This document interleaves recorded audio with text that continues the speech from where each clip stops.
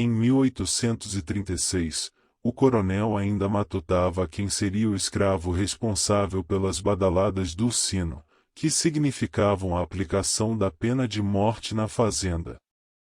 Enquanto o velho fazendeiro lustrava sua arma, deixando-a reluzente, a brisa fria do entardecer refrescava seu rosto e balançava levemente o açoite pendurado no prego da coluna da varanda. O sino de bronze descansava na varanda lateral da casa grande. A vista era para o tronco de madeira sobre um assoalho de pedras manchadas. Aquele tronco, há um ano, não era utilizado. As terras não produziram nada desde a última vez que aquelas pedras sentiram o sangue quente do último escravo açoitado. O fazendeiro lembrou os tempos de glória, grande produção, riqueza, seu lote invejável de escravos e o que mais gostava, na hora do açoite. Nunca deixou que o feitor fizesse o serviço, fazia questão de castigar os escravos e dar o exemplo pessoalmente. Uma forte emoção tomou conta dele quando lembrou da esposa e da querida filha, mortas um ano antes. Não consegue lembrar a última vez que abraçou a filha. Andava sempre ocupado açoitando seus escravos.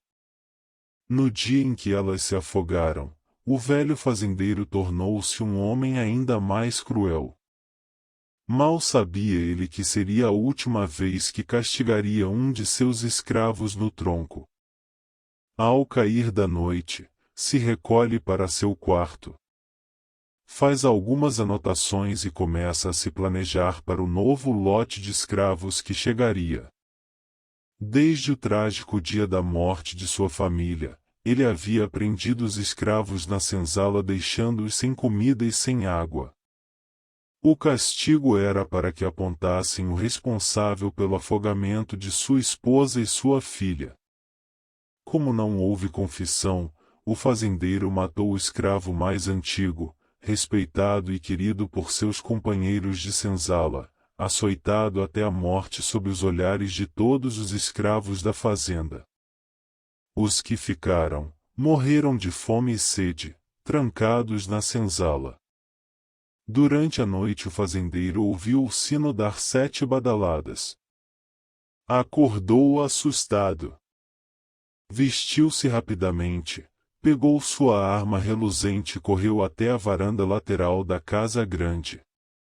Não era possível o sino estar badalando.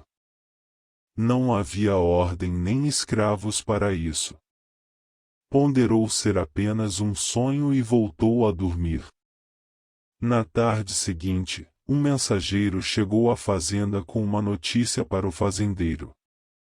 O cavalo do mensageiro respirava alto e forte pelo cansaço enquanto o rapaz, trêmulo, anunciava ao fazendeiro: o comboio que trazia seu lote de escravos havia sido atacado à noite e todos foram mortos. O fazendeiro, incrédulo, disse não ser possível e gritou com o mensageiro querendo logo os escravos. O mensageiro, amedrontado, disse que viu todos os escravos, os seguranças e o feitor na estrada, com as gargantas cortadas. Com os olhos cheios de raiva o fazendeiro ordenou ao mensageiro o levasse ao local. Durante o trajeto o fazendeiro não disse uma palavra. Apenas cerrou seus olhos raivosos tentando aproximar a imagem de sua ruína financeira. Quanto mais se aproximava do local cheio de corpos, mais seu ódio aumentava. A estrada estava coberta de sangue, entre as vítimas, estava seu feitor. Responsável pela segurança da carga, não foi poupado nem depois de morto. O fazendeiro passou com o cavalo sobre ele algumas vezes aos gritos de canalha incompetente. O mensageiro se afastou do fazendeiro que observava seu investimento sobre a terra vermelha. Um rio de sangue cheio de corpos com gargantas cortadas foi tudo que restou ao fazendeiro naquela tarde quente. Sua visita à cena durou pouco. Sem se despedir nem demonstrar tristeza ou pena, o fazendeiro voltou galopando para sua solidão na fazenda. O ódio tomou conta do seu corpo e o fez sentir um calor queimando sua garganta. Mas desta vez não havia a quem culpar nem escravos para castigar. Ao chegar à fazenda logo se dirigiu ao tronco. Conferiu as instalações, caminhou sobre as pedras e prometeu que elas seriam banhadas com sangue novamente. Voltou para a casa grande e se preparou para dormir. O dia seguinte jamais seria esquecido naquelas bandas. Lá pelas 5 horas da manhã o sol começava a apontar no horizonte. Nascia aquecendo a casa pelos quartos em direção à varanda lateral e se punha iluminando o sangue derramado nas pedras à beira do tronco. O fazendeiro acordou com 7 badaladas do sino. Ele levantou-se e, rapidamente, trocou de roupa. Ouviu uma gargalhada demoníaca e mais 7 badaladas. Empunhou a arma, pegou na gaveta mais alguma munição e saiu pela porta em direção ao sino. Não havia nada lá. Olhou ao redor do tronco e não conseguiu identificar se havia algo em volta, pois o dia não estava totalmente claro. Desceu as escadas em direção à senzala e ouviu mais uma vez aquela gargalhada maldita e o sino badalando mais 7 vezes. Virou-se rapidamente para trás e atirou em direção ao sino. Mais uma vez, não havia ninguém lá. O fazendeiro ficou ainda mais irritado e seu ódio cresceu. Ele voltou seu olhar para a senzala e viu sua porta escancarada. Cerrou seus olhos tentando identificar o que havia lá dentro. De arma apontada para a frente, ele caminhou cauteloso. Passo a passo aproximou-se da porta escancarada e tentou identificar o que rastejava pelo chão de terra. O ser rastejante parou. A gargalhada ecoou forte, mas o fazendeiro não voltou-se para trás, concentrou-se naquele ser que rastejava. A imagem foi se revelando à medida que o sol se abria. O ser rastejante voltou rapidamente para dentro da senzala. O fazendeiro parou e ouviu risadas e cochichos lá dentro. Por alguns minutos ficou inerte, concentrando-se nos sons vindos de dentro da senzala. De repente, um braço negro envolveu o pescoço do fazendeiro segurando-o firmemente, enquanto uma mão enorme apertou seu pulso com força sobrenatural e fez com que soltasse a arma no chão. O fazendeiro ordenou sua soltura, mas não foi atendido. Nesta hora o ser rastejante se revelou à luz do amanhecer.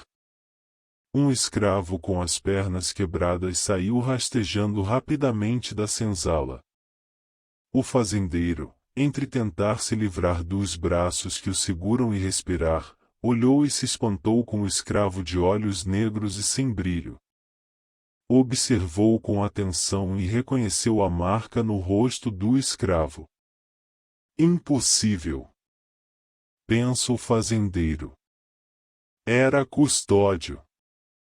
Havia quebrado as pernas e marcado seu rosto com a identificação de escravo fugitivo. Mas como pode? Ele havia morrido de fome com os outros. O sino tocou novamente e o fazendeiro ouviu a gargalhada ao seu lado. Os braços e mãos que o seguravam, subitamente, sumiram. Ele rapidamente pegou sua arma e atirou em Custódio. A imagem do escravo rastejando sumiu assim que atirou. O fazendeiro pensou estar enlouquecendo. Correu para dentro da senzala e olhou em volta. Não havia nada lá dentro. Voltou-se para trás e viu aproximadamente 100 escravos sentados à beira do tronco. Não havia brilho nos olhares. parecia não haver sequer olhos. Eram de uma cor negra opaca e sem o branco dos olhos. As bocas não se mexiam, a pele parecia podre e alguns exibiam ossos com vermes caindo pelo chão. Mas eles estavam lá. Todos aqueles escravos mortos de fome estavam lá, ao lado do tronco, como da última vez. O fazendeiro deu a ordem para que eles sumissem de lá. Aos gritos, exigiu que os escravos voltassem para o fundo da terra, onde foram enterrados. Nada aconteceu, eles permaneceram imóveis, como se não ouvissem. Neste momento, Custódio passou rastejando com velocidade incrível e se uniu aos outros escravos. Apesar das pernas quebradas, marcas do tempo de escravo fugitivo, que também rendeu o rosto marcado a ferro em brasa, naquele dia, corria com velocidade sobrenatural, como nos tempos de juventude. Uma respiração quente se aproximou do fazendeiro e ele sentiu um forte cheiro de carne podre, que lhe causou ânsia. Aquelas mãos fortes o seguraram novamente com força. Por mais que tentasse, não conseguia resistir.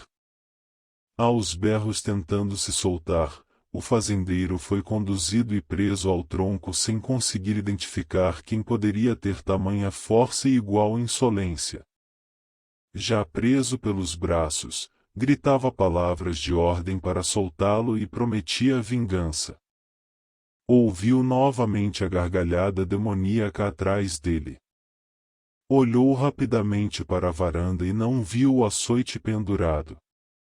Quando o sol já se fazia imponente no céu, iluminava aquelas pedras e aquecia as ferragens que o prendiam tronco. Ameaçou olhar para trás. Antes que completasse o movimento, o couro do açoite rasgou sua camisa. Parecia estar em brasa. A dor lancinante que sentiu não se aproximava de nenhuma outra que já tinha sentido. Mais 4 açoitadas com força sobrenatural se encarregaram de rasgar totalmente a camisa, expondo as costas do fazendeiro ao sol e aos escravos que assistiam, imóveis, o castigo. As feridas produzidas pelo couro se estendiam pelas costas do fazendeiro, que apanhava sem trégua. O açoite corria por suas costas que sangravam e pareciam pegar fogo. A cada açoitada, o fazendeiro gritava de dor com todas as forças que lhe restavam. Os braços poderosos não se cansavam e continuavam com toda a força o castigo. Os olhos negros de todos os escravos que assistiam, de repente, ficaram vermelhos e brilhantes. Os lábios deles se moviam para um leve sorriso, demonstrando grande satisfação enquanto o fazendeiro era açoitado com uma força nunca vista antes. O sol aquecia as grandes feridas enquanto elas sangravam, e as pedras tinham sua dose de sangue prometida. O fazendeiro sentia a proximidade de seu momento derradeiro enquanto o sangue escorria para as pedras, enfraquecendo e turvando sua visão. De repente, o castigo cessou. O fazendeiro, sem forças para gritar de dor, olhou com o canto dos olhos para o lado. Passou pela plateia de escravos e viu o açoite ensanguentado pendurado na varanda. Voltou seus olhos para o céu, o sol a pino sobre sua cabeça cegou-o por alguns instantes. Novamente ouviu aquela gargalhada ecoar pela fazenda. Olhou para o lado da casa e viu uma sombra negra gigantesca e de olhos vermelhos sobre o telhado. Nunca vira uma imagem tão demoníaca. Era como se o próprio demônio estivesse lá. Aquela sombra era tão grande e assustadora que parecia abraçar sua casa, como se fizesse parte dela. Sentiu medo pela primeira e última vez na vida. Enquanto quase engasgou com o sangue que lhe saía pela boca, o fazendeiro escutou as 7 badaladas do sino. Olhou para a direção da varanda e viu Timóteo balançando a corda. Aquelas gargalhadas eram dele. As mãos enormes e ensanguentadas daquele escravo cumpriram pela última vez a função que sempre foi dele. Era o escravo mais antigo, aquele respeitado e amado pelos colegas de senzala, o responsável pelas 7 badaladas que davam a sentença de morte na fazenda. Neste momento, a lâmina do machado no pescoço do fazendeiro encerrou sua vida de maldades. Fim.